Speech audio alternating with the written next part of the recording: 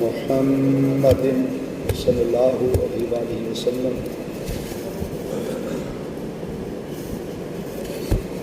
رسولہ النبی الامین الامین المکین الکریم الرؤوف الرحیم اما بعد فاعوذ باللہ من الشیطان الرجیم بسم اللہ الرحمن الرحیم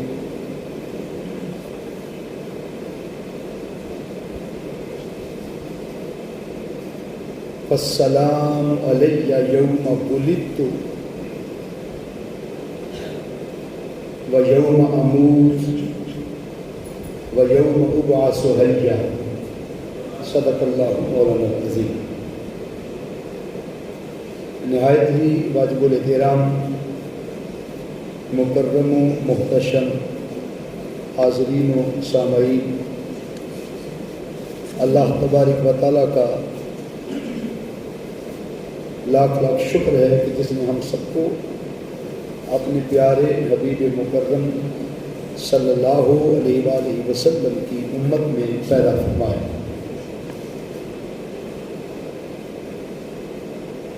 ماشاءاللہ رات کو میلاد مصطفیٰ صلی اللہ علیہ وسلم کا چاند نظر آ گیا اور سب کو آقا کی آمد کی، میلاد کی، عید میلاد النبی کی خوشیاں مبارک، کیونکہ مومن کے لیے سب سے بڑی خوشی حضور کی آمد کی اور اس پر ہم جشن مناتے ہیں، خوشیاں مناتے ہیں، چراغاں کرتے ہیں، اپنے دلوں کو سجاتے ہیں اور اپنے محبوب نبی صلی اللہ علیہ وآلہ وسلم کے ساتھ اپنا تعلق حبی، محبت کا، عشق کا، والہانہ آقا صلی اللہ علیہ وسلم کے ساتھ اپنے تعلق کو کائنات کے سامنے رکھتے ہیں اور خوشی اور مسرت کے ذریعے یہ مہینہ ہم اپنے محبوب نبی کی خدمت میں اور اللہ کے حضور ہدیہ تشکر کے طور پر مناتے ہیں۔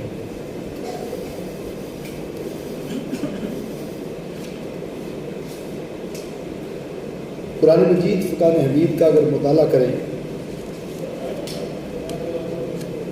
تو خالق کائنات نے سورہ مریم کے اندر اور مختلف قرآن پاک کے مقامات کے اندر، جن میں سے سورۃ الحجر میں بھی، سورۃ البلد میں بھی، سورۃ البقرہ میں بھی، قرآن مجید کی مختلف صورتوں میں، سورہ القصص کے اندر بھی انبیاء علیہ السلام کے میلاد کا تذکرہ ہوتا ہے اور انبیاء کے میلاد کا تذکرہ کرنا یہ خود سنت خدا ہے۔ خود بولیے سنت خدا۔ اگر انبیاء علیہ السلام کے میلاد کے تذکرے کرنا بدعت ہوتا جیسا کہ تصور دیا جاتا رہا اور اگر یہ ایک انوکھا اور نرالا کام ہوتا تو پھر قرآن پاک سے وہ آیتیں ان لوگوں کو پھر معاذ اللہ نکالنے کی کوشش کرنی چاہیے تھی، لیکن کون کر سکتا ہے ایسی جرت، کیونکہ وہاں ایمان جاتا رہتا ہے۔ اور اگر انبیاء علیہ السلام کی ولادت کے تذکرے کرنے، ان کی آمد کے تذکرے کرنے، ان کی ولادت کے تذکرے کرنا یہ دین نہ ہوتا، شریعت نہ ہوتا، نظام نہ ہوتا، دین کا حصہ نہ ہوتا تو پھر قرآن پاک میں اس کا ذکر نہ ہوتا۔ ہمارا ایمان ہے کہ جو قرآن پاک میں عمل آ گیا، کردار بتا دیا گیا، حکم آ گیا، وہ ہمارے لیے امر الہی ہے، ہمارے لیے بولی امر، ہم اسے دین کے طور پر اچیو کرتے ہیں اور اس حصہ میلاد نامے کو دین سے نکالنا گویا دین کو کھوکھلا کرنے کے مترادف ہے۔ یہ اسی طرح یہ ہے کہ جیسے درخت کی تو خوبی بیان ہوتی رہے کہ درخت بڑا گھنا ہے، اس کا سایہ بڑا زبردست ہے اور یہ دھوپ سے بچاتا ہے اور پھر اس کے پھل بڑے میٹھے ہیں، اس کے پتے بڑے چوڑے ہیں، اس کی ہریالی اور سبزے کے تذکرے ہوں، اس کے سائے کے تذکرے ہوں، لیکن جو چیز چھپی ہو، جس کی وجہ سے یہ ساری بہاریں ہوں درخت کی، جس کو جڑ کہتے ہیں، اگر اس کا تذکرہ نکال دیا جائے، وہ بظاہر وہ سامنے آنکھوں کے نہیں ہوتی، لیکن اصل تو وہی ہے، حقیقت تو وہی ہے۔ اگر اس کا تذکرہ نہ ہو، اس کا ذکر ہی نہ ہو، اور اس کو بالکل کاٹ دیا جائے، تو بولیے درخت سلامت رہ سکتا ہے؟ آپ کو پھل پھول پتے سایہ مل سکتا ہے؟ یہ سارا جس کی وجہ سے ہوتا ہے، اس کو بھی جو ہے وہ حصہ گفتگو اور حصہ تذکرہ بنانا یہ لازم ہوتا ہے، اور اس کو ہم خارج نہیں کر سکتے، کیونکہ کائنات کی ہر شے کی کوئی نہ کوئی اصل ہوتی ہے، ہر شے کی بولیے کوئی نہ کوئی اصل ہوتی ہے۔ اسی طرح شجر نبوت کی بھی کوئی اصل ہے۔ اب دیکھیے نا، یہاں پر باہر ایک درخت بنا ہوا ہے، اس کے اوپر انبیاء علیہ السلام کے نام لکھے ہوئے ہیں۔ کبھی آپ نے آتے ہوئے انٹرنس سے دائیں ہاتھ دیکھیں تو وہ آپ کو درخت نظر آئے گا، وہ انبیاء علیہ السلام کی نبوت کا ایک درخت بنایا جاتا ہے۔ اس کی ہر ٹہنی پر، ہر پتے پر، شگوفے کا پر کسی نہ کسی نبی کا نام ہے، لیکن جب آپ نیچے اس تنا اور جہاں سے جڑ پھول کے اوپر آ رہی ہے میل، جس کے اوپر وہ شاخیں، جس کے اوپر وہ پتے، سارا کچھ لگا ہوا ہے، اس مین جگہ پر نام مصطفیٰ لکھا ہوا ہے صلی اللہ علیہ وآلہ وسلم، کیونکہ جس کی وجہ سے یہ کل انبیاء علیہ السلام کی نبوت ہے، رسول اعظام کی رسالت ہے۔ تو آپ دیکھتے ہیں کہ ہر شے کی کوئی نہ کوئی اصل ہوتی ہے، اور اسی اصل کی وجہ سے ہی فرع کی قدر و قیمت ہوتی ہے۔ یہ ہمارا جسم ہے جس کے ساتھ آپ بیٹھے ہوئے ہیں، سر سے لے کر پیروں تک، اس سارے وجود کی جو قدر و قیمت ہے وہ روح اور جان کی وجہ سے، روح اور بولیے جان کی وجہ سے۔ اگر اس بدن سے روح نکل جائے تو اس جسم کی کوئی اہمیت ہے؟ بولیے۔ اس جسم کو اٹھا کر آپ اپنے ہاتھوں سے منا موئی مٹی کے نیچے رکھ آتے، لیکن آج اس کی اہمیت، آج اپنے اوپر تھوڑی سی گرد بھی برداشت نہیں کرتا، اور آج اتنی اہمیت ہے کہ چھوٹا سا روڑا اور پتھر بھی اس کو لگا دیں تو بھڑک اٹھتا ہے۔ لیکن ایک وقت آتا ہے کہ جب سگی اولاد بھی کہتی ہے کہ ابا جی کو اٹھا کر لے چلے، گرمی کا موسم ہے، کہیں لاش خراب نہ ہو جائے۔ وہ جو والد تھا اب میت ہو گیا ہے، وہ جو زندہ تھا اب مرحوم ہو گیا ہے، اور لوگ اسے اٹھا کر اپنے ہاتھوں سے دفن کر کے آتے، وہی آنکھیں، وہی منہ، وہی چہرہ، وہی ہاتھ، وہی پاؤں، بولیے بدن کے ساتھ ہیں کہ نہیں ہیں؟ آپ نے کفن میں لپیٹ کر ہر شے وہاں پر رکھو، اللہ کی سپرد کر آئے، اس کے محبوب صلی اللہ علیہ وسلم کے مل کر آئے۔ آگے وہ ایک الگ کائنات ہے، لیکن آپ نے دنیا میں رہ کر ان کو خود اپنے ہاتھوں سے ان کو جدا کیا۔ تو کس کی وجہ سے جدا کیا؟ کہ جو اصل شے اندر تھی اب وہ موجود نہیں رہی۔ وہ کیا تھی؟ روح۔ اونچا بول دے، وہ روح تھی۔ تو روح نظر آتی ہے آنکھ سے؟ بولی نہیں نظر آتی۔ تو کوئی شے نظر نہ آئے آنکھوں سے، اس کا مطلب یہ تو نہیں کہ وہ ہے ہی نہیں۔ اگر کسی کو قرآن پاک سے یا نبی پاک صلی اللہ علیہ وسلم کی احادیث سے اگر حضور علیہ السلام کا میلاد نامہ یا انبیاء علیہ السلام کے ولادت کے تذکرے یا انبیاء علیہ السلام اور رسل اعظام کے میلاد نامے اگر کسی کو نظر نہیں آتے اور وہ کہتا ہے ہی نہیں قرآن و حدیث میں، اگر اسے نظر نہیں آتا اس کا مطلب یہ تو نہیں کہ میلاد ہوتا ہی نہیں ہے اور میلادت کا انکار ہو جائے اور حضور صلی اللہ علیہ وسلم کی آمد پر خوشیاں منانا لوگ چھوڑ دیں۔ اگر اسے نظر نہیں آتا تو نظر آنے والوں کو بولیے نظر آتا ہے۔ جب روح عالم رواح میں اکٹھی تھی ایک دوسرے کو دیکھتی تھی کہ نہیں دیکھتی تھی؟ حدیث پاک میں ام المومنین حضرت عائشہ صدیقہ رضی اللہ تعالیٰ عنہ فرماتی ہیں کہ عالم ارواح میں جو روحیں آپس آپس میں مل کر آئی ہے، زمین پر آ کر وہی ایک دوسرے کو پہچانتی، ادھر ایک جان پہچان ہوتی ہے، اور پورا میثاق نامہ ہے انبیاء علیہ السلام کا عالم ارواح کا۔ وَإِذَا أَخَذَ اللَّهُ مِيثَاقَ النَّبِيِّينَ، یاد کیجیے جب انبیاء علیہ السلام کی روحوں کو اکٹھا کر کے ہم نے وعدہ لیا، عہد دیا تھا، تو وہاں ساری انبیاء علیہ السلام کی روحیں ایک دوسرے کو پہچانتی تھی کہ نہیں پہچانتی؟ بولیے نا، یہ آدم علیہ السلام کی روح ہے، یہ نوح علیہ السلام کی روح ہے، یہ شیس علیہ السلام کی روح پاک، اور پھر آقا صلی اللہ علیہ وسلم کے نور پاک نے اور روح پر انوار نے جب ان تمام ارواح پر سایہ فرما لیا اپنے نور سے، تو سارے انوار مدھم ہو گئے اور سب روحیں تکنے لگی اور پہچاننے لگی، اور پوچھا میرے مولا یہ کس کا نور ہے جس نے ہمارے انوار کو مدھم کر دیا ہے؟ اس وقت رب نے فرمایا تھا یہ آمینہ کے لال مصطفیٰ کا نور ہے۔ تو بولیے حضور کے نور کی پہچان اللہ نے کل عالم ارواح کو، کل انبیاء کی ارواح کو کروائی تھی کہ نہیں کروائی تھی؟ بولیے نا۔ تو پہلے جان پہچان نہیں تھی تو پہچان کروا دی گئی، تو پتہ چلا کہ اگر کسی کی نظر سے کوئی شے پہلے اوجھل ہو، اسے نظر نہ آ رہی ہو، تو کسی ایسے کے پاس جائے چل کر جس کے پاس وہ نظر موجود ہے، جس کے پاس وہ مواد موجود ہے، جس کے پاس قرآن و حدیث کے وہ دلائل موجود ہیں۔ تحقیق نہیں کرتے، کنسلٹیشن نہیں، کنسلٹ نہیں کرتے، محنت نہیں کرتے، مجاہدہ نہیں کرتے، کتابیں کھولتے نہیں، پڑھتے نہیں، اور گھر بیٹھ کے ہر کسی کو انکار آ جاتا ہے، بھائی ساری ہلانا ہے نا، بڑا آسان کام ہے، بھائی میں نہیں مانتا،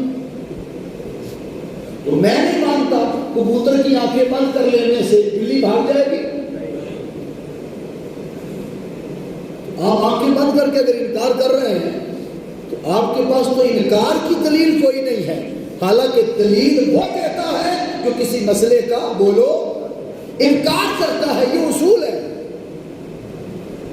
یہ دنیا کے ہر ادارے میں پڑھایا جاتا ہے، اہل دیوبند کا ادارہ ہو، اہل حدیث کا ہو، اہل تشیع کا، اہل سنت کا ہو، یہ اصول پڑھایا جاتا ہے کہ دلیل اس نے دینی ہے جو انکار کرتا ہے، اور جو انکار والے ہیں وہ گردن ہلا کے سوئے ہوئے، ان کے پاس دلیل ہے کوئی نہیں انکار کی، اور ہمارے بیچارے دلیلیں دے دے کے ہلاک ہو رہے ہیں۔ بھئی ہمیں دلیلوں کے پیچھے نہیں پڑنا، ہمیں آقا صلی اللہ علیہ وسلم کی محبت اور آقا کا عشق جو ہے وہ ہمیں بغیر دلیل کے قبول ہے، بغیر دلیل کے۔ بے شک دلائل موجود ہے، قرآن و حدیث وہی تو دینے لگے، اور یہ جگہ ایسی ہے کہ جہاں دینے پڑتے ہیں، اس منبر پر اور اس مسند پر آپ وہی تو لینے آتے ہیں، لیکن اس کا مطلب یہ نہیں ہے کہ ہمیں اسی کی طلب اور تڑپ ہر وقت رہنی چاہیے۔ مجنون کے پاس کون سی دلیل تھی کتے کے پیر چومنے؟ اس نے کہا ساری دنیا پاگل ہو سکتی ہے، میرا عشق سچا ہے کیونکہ یہ لیلا کی گلی سے گزرتا ہے، بابا فرید نے اسے دیکھا ہے۔ مجنون تابعی ہے، صحابہ کا دیدار کیا اس نے، اچھے لفظوں میں اس کا نام۔ مجنون کے عشق کو آج کوئی برا نہیں کہتا، اس نے کتے کے پیر چومے۔ عشق جو ہوتا ہے عشق، اس پر دلائل نہیں ہوتے، دلائل مانگے نہیں جاتے۔ عثمان غنی ذوالنورین رضی اللہ تعالیٰ حرم کعبہ میں پہنچے تھے، تو انہوں نے کہا تھا کہ مسلمانوں کو اور آپ کے نبی صلی اللہ علیہ وسلم کو اس سال کعبے کے گرد طواف کرنے اور حج کرنے کی اجازت نہیں ہے۔ عثمان آپ کی رشتہ داریاں ہیں یہاں پر، آپ آ گئے ہیں، کعبے کے سیر میں کھڑے ہیں، آپ کے لیے تھوڑا آسان ہے، آپ کعبے کا طواف اکیلے کر جائیں، آپ کو اجازت ہے، آپ کے نبی کو اجازت نہیں ہے۔ کعبہ سامنے ہے، صحن کعبہ میں کھڑے ہیں، طواف کی قرآن و حدیث میں ممانعت بھی بولو نہیں ہے کہ نبی ساتھ نہ ہو تو نہیں کر سکتے۔ آج ساری دنیا حضور کے بغیر ہی نہیں کر رہی، تو کہاں لکھا تھا کہ حضور ساتھ نہ ہو تو نہیں کر سکتے؟ عثمان غنی نے کافروں کو جواب دیا تھا، میرے عشق کا، میری محبت کا، میری وفاداری کا امتحان لینا چاہتے ہو تو سنو، میں اسی کعبے کے رب کی عزت کی قسم کھا کے کہتا ہوں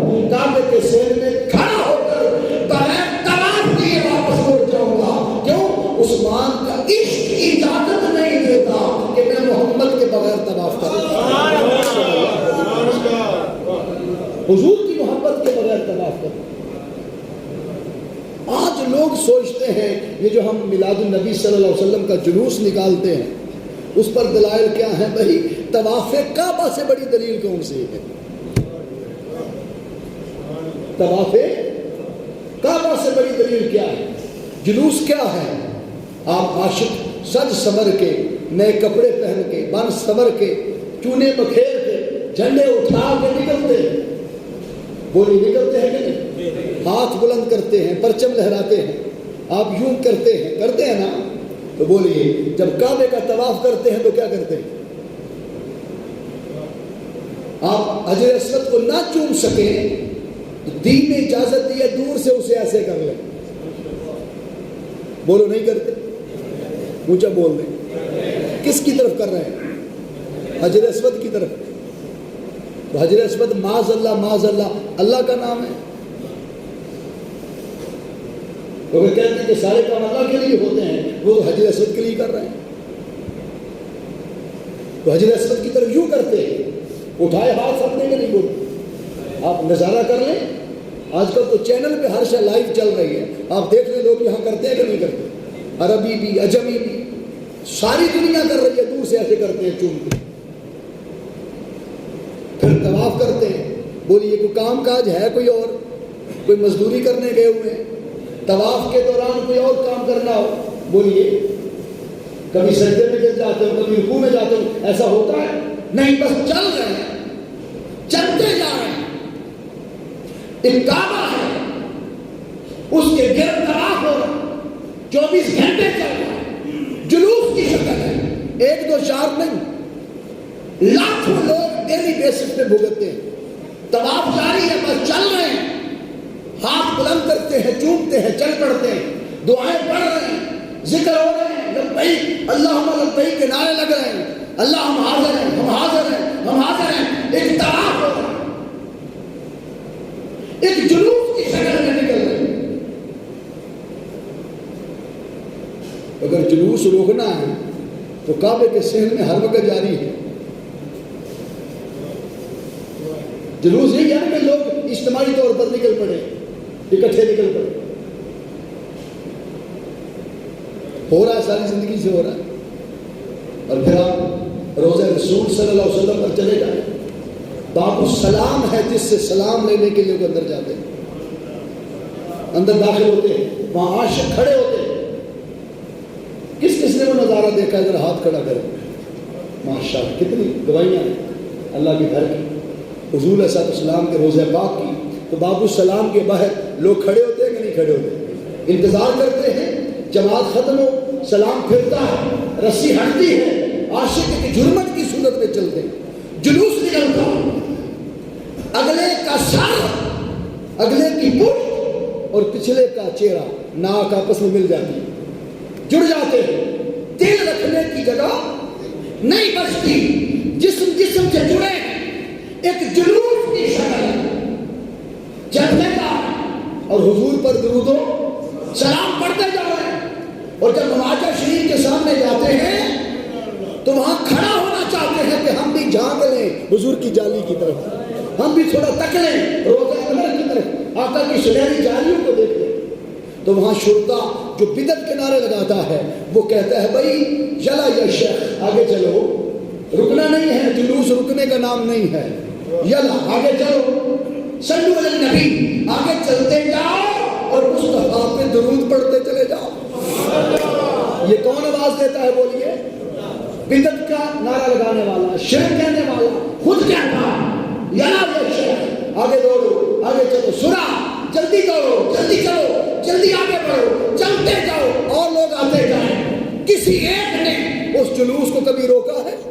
بولیے بدعقیدہ لوگ آئے، حکومتیں بدل گئی، لیکن اس جلوس سے بارگاہ مصطفی کو قیامت تک نہ کو روک سکا نہ کو روک سکے گا۔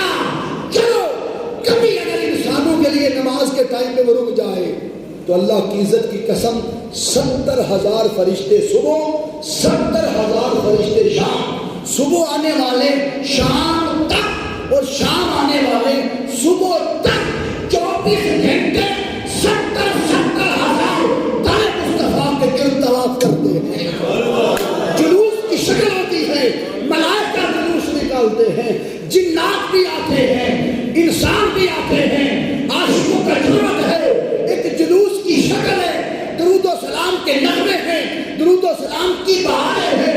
اگر کعبے میں بھی جلوس جاری ہے، مسجد نبوی میں بھی جلوس جاری ہے، اور حضور کے زمانے سے جاری ہے اور قیامت تک جاری رہے گا، عاشقوں کی گلیوں میں بھی محمد کے میلاد کا جلوس جاری رہے گا، اسے روک کوئی نہیں سکتا۔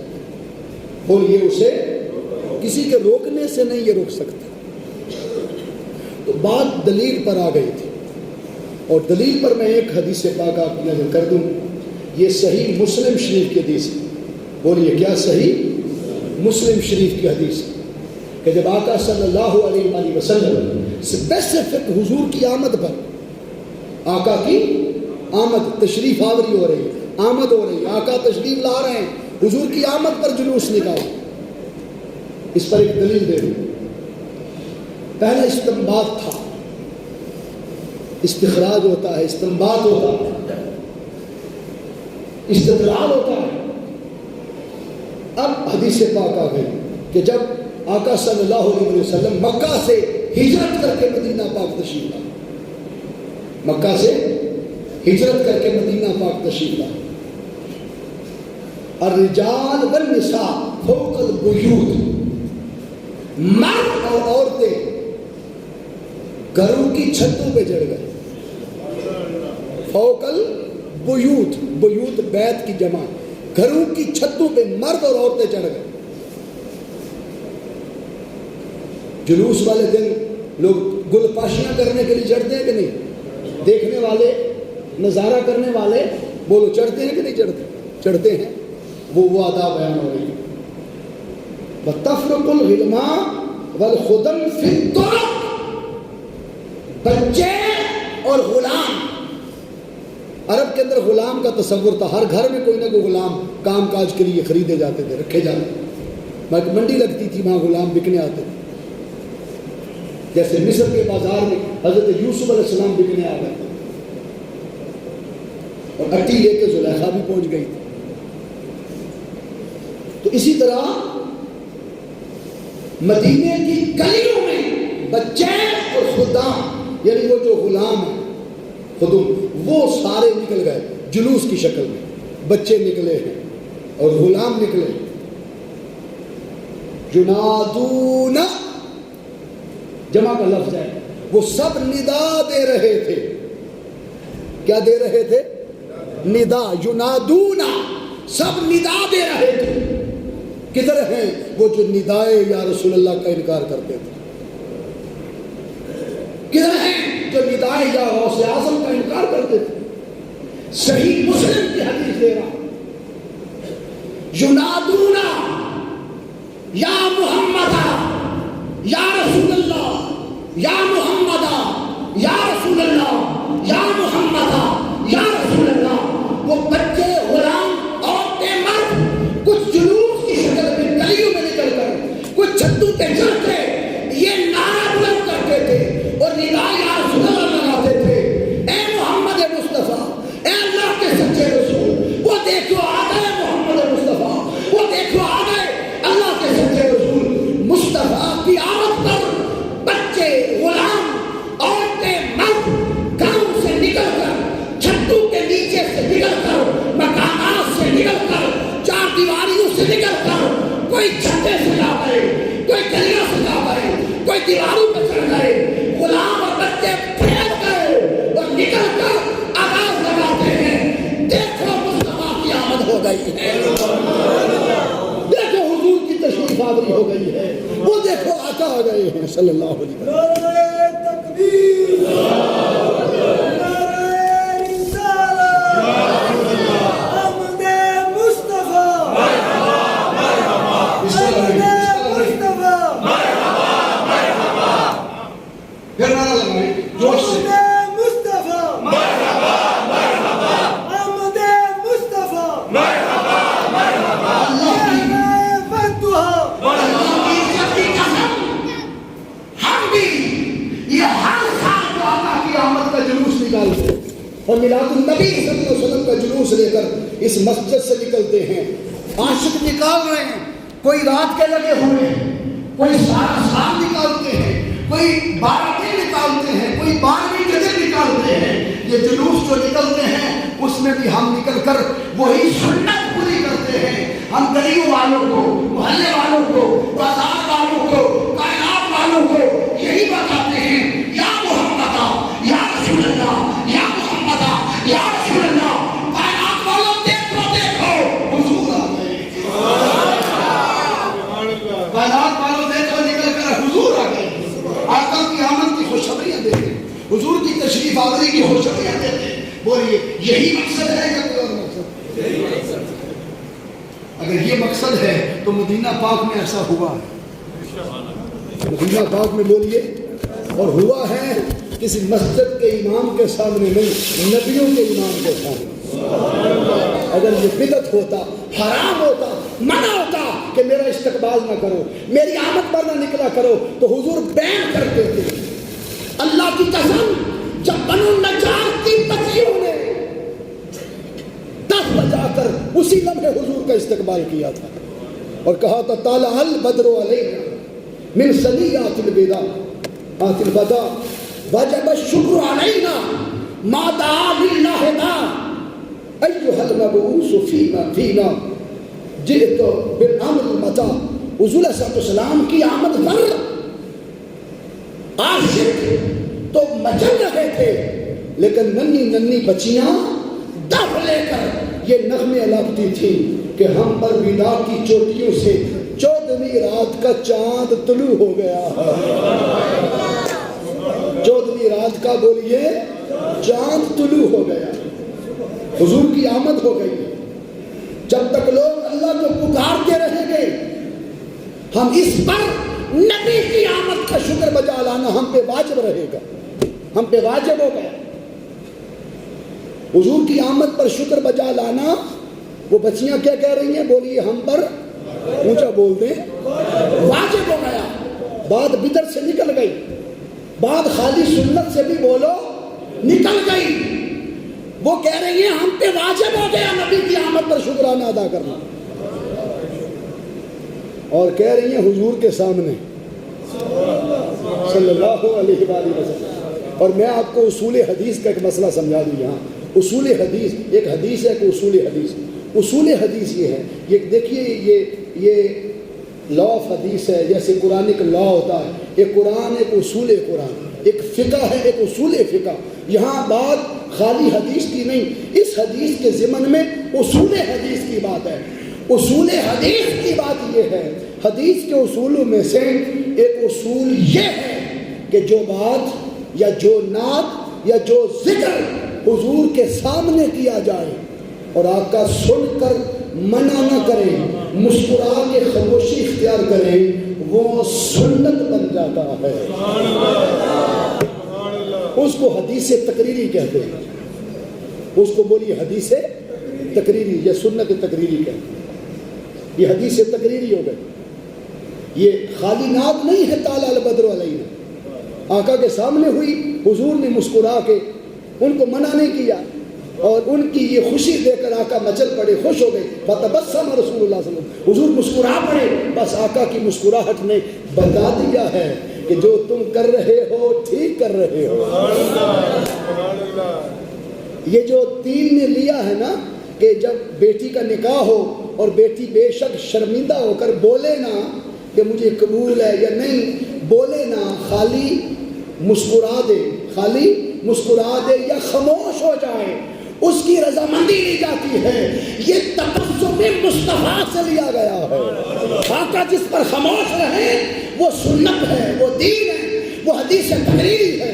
تو یہ حدیث بن گئی کہ مصطفیٰ کی آمد پر وہ بچیاں دھوم مچا رہی ہیں، وہ دیکھو 14ویں کا چاند آ گیا، وہ دیکھو ودا کی وادیوں سے حضور تشریف لے آئے صلی اللہ علیہ وسلم۔ اور یہ ہم میں وہ مبعوث ہوئے محبوب کہ جن کا امر اس کی اطاعت کرنا اور تشریف لانا ہم پہ لازم ہو گیا۔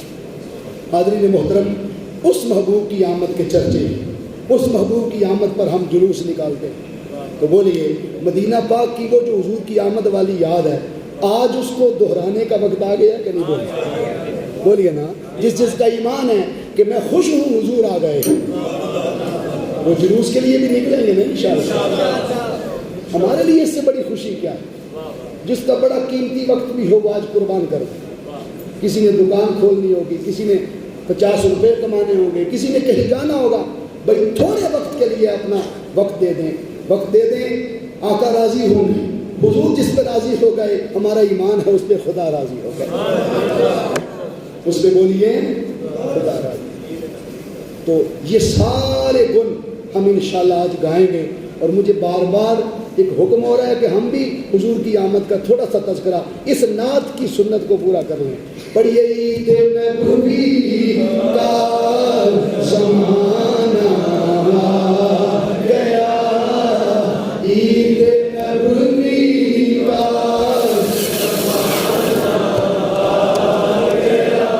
بڑا بلند ساؤنڈ سے, عید نبوی کا زمانہ گیا, لب پہ خوشیوں کا ترانہ گیا, ہلکی مسکراہٹ کے لب پہ خوشیوں کا ترانہ گیا, ہر طرف سلینا کی دھوم ہے,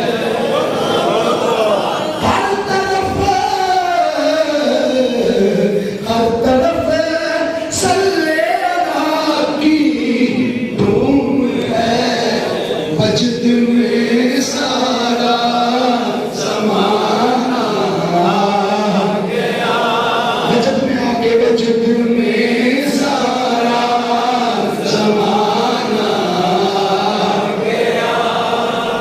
حضرت عبدالمطلب کعبے کے سین میں سجدہ ریز تھے کہ مولا میرے بیٹے عبداللہ کو کوئی نشانی دے, کوئی نشانی دے دے. ابھی سر سجدے میں تھے, جب سر اٹھایا آنکھوں میں آنسو تھے اور خوشی کے آنسو تھے. سامنے دیکھا کہ آج کعبہ بھی ہمارے گھر کی طرف جھکا. سبحان اللہ. کعبے سے پوچھا کعبے ہر کوئی نماز میں تیری سمت جھکتا ہے, آج تو اس سمت کیوں جھکا ہوا ہے؟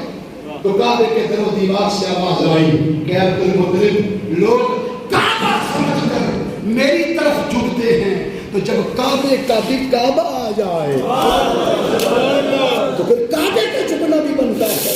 اور میرے شیخ الاسلام جو مینار پاکستان عالمی میلاد کانفرنس ہر سال کرتے ہیں اور لاکھوں لوگ عاشق مصطفیٰ کی آمد کے جشن مناتے ہیں, 11-12 کی درمیانی رات وہ فرماتے ہیں اصل ہوا یہ تھا کہ کعبہ نبی کی آمد پر وجد میں آ گیا, اس لیے سارے جھک کے پڑھو وجد میں سارا زمانہ گیا, وجد میں سارا زمانہ گیا. آج چمکا دو